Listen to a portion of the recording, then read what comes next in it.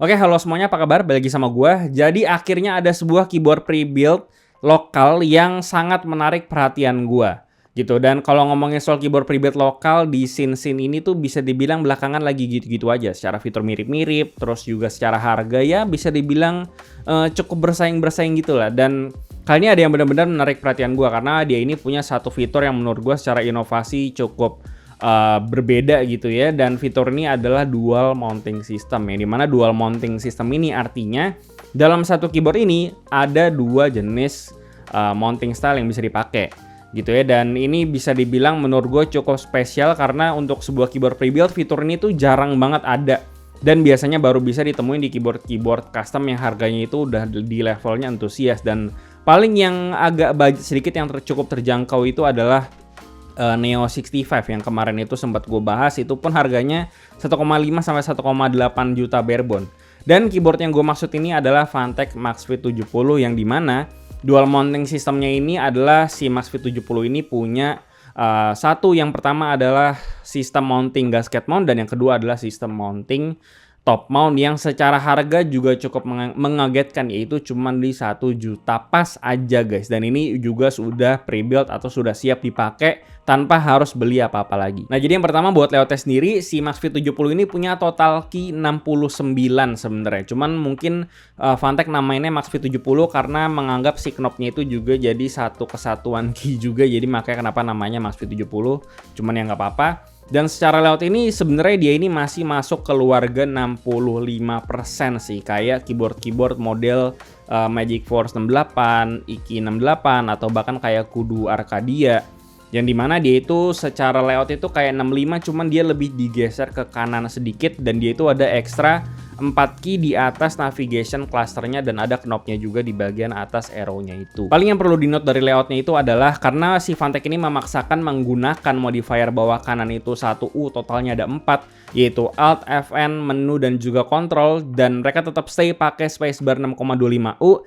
Jadi otomatis si alt kirinya itu mereka pakai 1U juga guys. Dan ini mungkin bakal jadi kesulitan tersendiri untuk kalian yang pengen ganti keycaps, karena cukup jarang ada keycap aftermarket terutama yang budget itu ngejual keycap alt 1U 2 buah gitu, karena biasanya itu mereka cuma nyediain satu. Jadi ya kalian perlu note itu aja sih menurut gue. Dan untuk kualitas keycapnya di sini gue bisa acungin jempol, karena untuk keycap yang datang dari sebuah keyboard pre-built ini kualitasnya bagus menurut gua. Dia ini pakai bahan PBT double shot cherry profile, yang dimana PBT double shotnya ini juga secara tekstur itu lebih smooth daripada keycap PBT double shotnya Akko. Secara font, secara printing udah oke, nggak ada problem, dan jadinya gue nggak ada komplain sama sekali soal keycapnya. Untuk desain keyboardnya sih secara desain case sekarang tuh mereka ngebawa dua warna yang berbeda, jadi cukup unik. Jadi di bagian top case-nya mereka pakai warna yang smoky transparent gitu. Kalau putih ya dia transparan putih di topnya, kalau misalkan transparan hitam ya berarti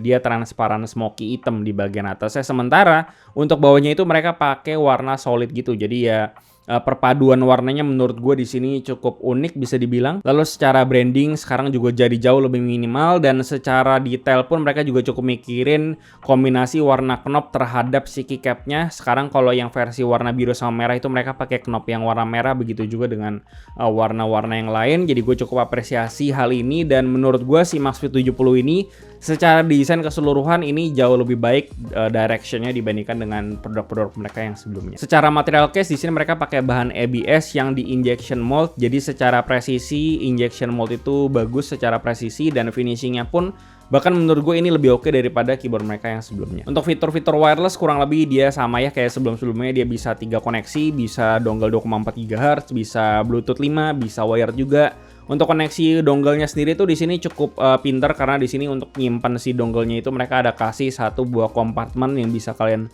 buka tutup, jadi lebih rapi juga di case-nya.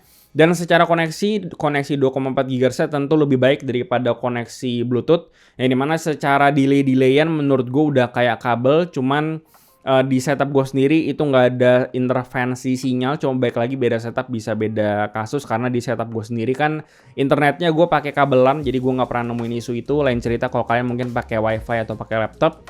Selain itu untuk Bluetooth-nya di sini bisa connect ke 3 koneksi Bluetooth device sekaligus, dan gue udah coba koneksinya cukup seamless, gue nggak pernah nemuin isu juga. Oke, lanjut buat internalnya. Untuk cara bongkarnya itu gampang, dia itu pakai sistem clip, jadi tinggal ditarik-tarik doang itu udah bisa kebuka semuanya. Buat bahan plate-nya di sini mereka pakai bahan polikarbonat injection mold, makanya kenapa si plate-nya itu dia desainnya tuh jauh lebih mulus gitu, nggak yang smoky gitu kayak polikarbonat CNC. Nah, selain itu untuk desain plate-nya itu dia juga punya yang namanya flex cut, sama kayak di GT65 Lite yang lalu, yang dimana ini tujuannya biar bisa ngasih tapping feel yang lebih flex atau lebih soft lah bisa dibilang. Cuman karena di PCB-nya itu nggak ada flex cut, jadi otomatis dia tuh nggak yang flex banget menurut gua, dia yang lebih ke soft aja gitu. Dan untuk desain dari si gasket mountnya sendiri pun dia pakai model lift gitu, jadi memang secara desain itu sudah bisa memberikan tapping feel yang soft dan juga sedikit lebih flex sih menurut gue. Cuma baik lagi sama kayak di review gue yang sebelumnya, kalau desain flex cut kayak begini tuh bisa bikin suara keyboardnya jadi lebih muted, jadi ya kalian keep to note aja. Untuk mounting sistemnya gue udah bilang bahwa dia itu ada dua mounting system. Yang pertama gasket, tadi udah gue jelasin desainnya kayak gimana, dan yang kedua adalah top mount.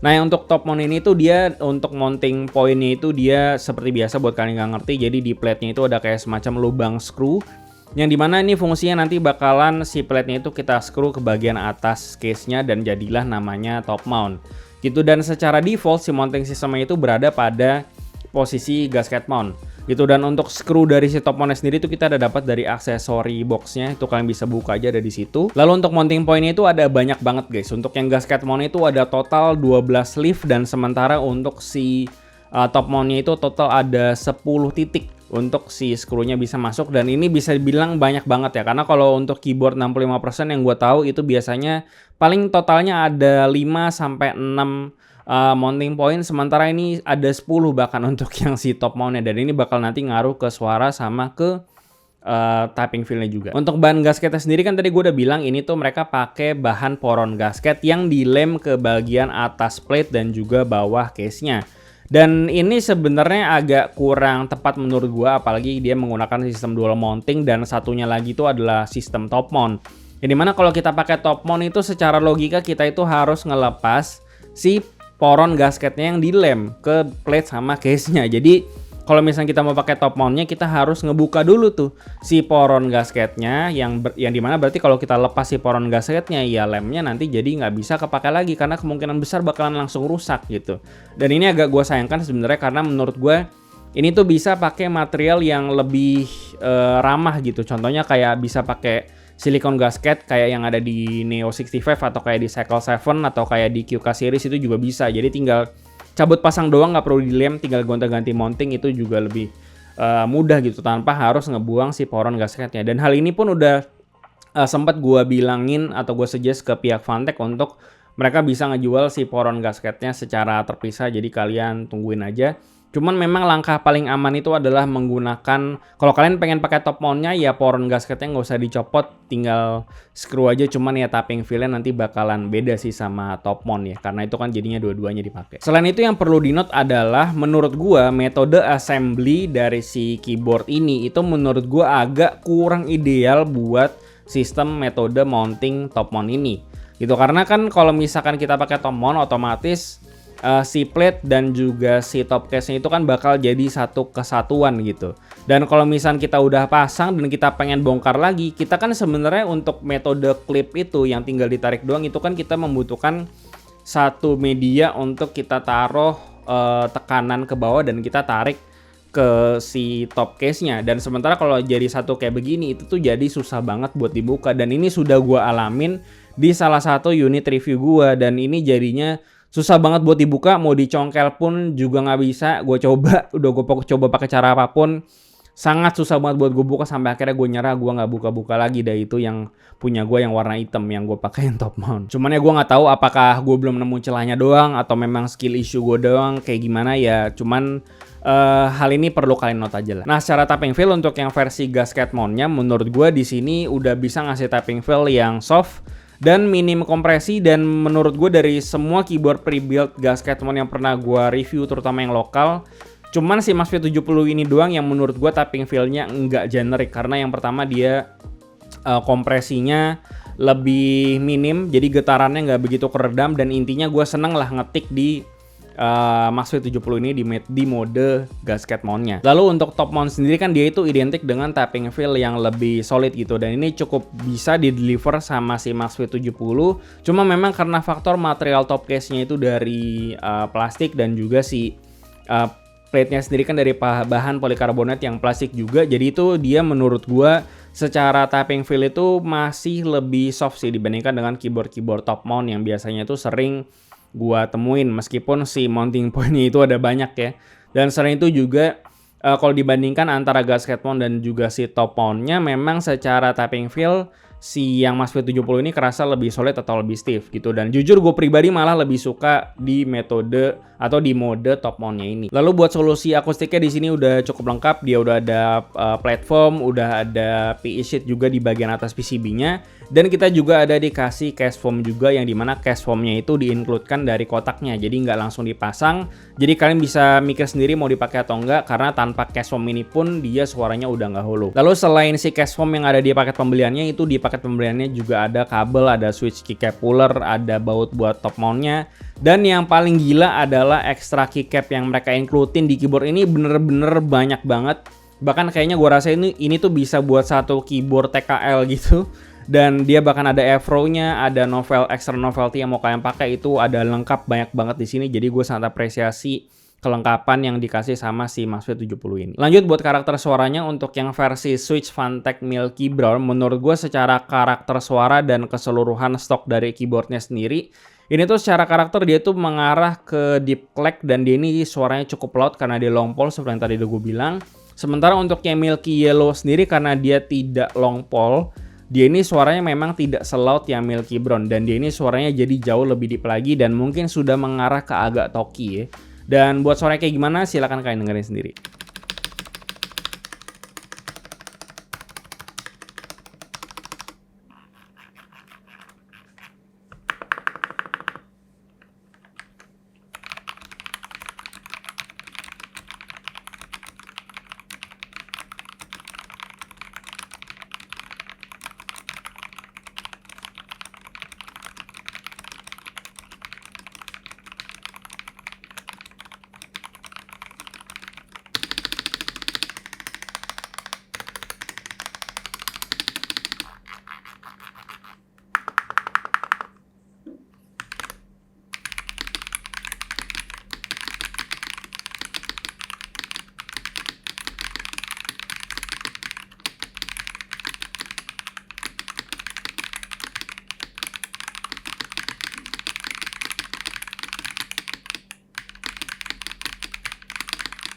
Yang terakhir buat kesimpulannya, untuk harga 1 juta pas, menurut gue yang kalian dapetin dari keyboard ini tuh menurut gue bener-bener banyak banget. Karena secara fitur dia punya 3 koneksi, wireless 2,4, Bluetooth, wire juga bisa. Terus dia juga hot swap 5 pin, short facing juga, bisa dual mounting. Terus dia juga secara knob dia ada, terus juga keycapnya PBT double shot, cherry profile, extra keycapnya juga banyak banget. Dan inovasi yang pengen mereka coba deliver dengan sistem dual mountingnya ini menurut gue sudah cukup baik secara eksekusi, mulai dari desain dan juga tapping feel-nya. Dan selain itu paling dari segi fungsionalnya sendiri, mulai dari proses assembly, terutama kombinasi dengan top mount-nya dan juga pemilihan material gasketnya, menurut gue di sini bisa lebih baik lagi. Dan selain itu juga untuk secara keseluruhan tapping feel, sound, dari segi fitur-fitur yang didapetin untuk harga 1 juta, ini keyboard yang menarik banget menurut gue, dan definitely bakal masuk ke rekomendasi gue kalau kalian memang cari keyboard dengan layout 65% yang lebih unik atau lebih berbeda. Ini tentunya bisa masuk jadi rekomendasi gue. Dan ya, gue rasa itu aja yang bisa gue bahas soal Phanteks Maxfit 70 ini. Seperti biasa, kasih tau gimana pendapat kalian di bawah, like dan share jika bermanfaat, follow semua sosial media kami, dan juga join komunitas kami di Discord, semua yang ada di bawah. Yang terakhir, untuk subscribe, gue dari Iklan Tadi. Sampai jumpa di video berikutnya.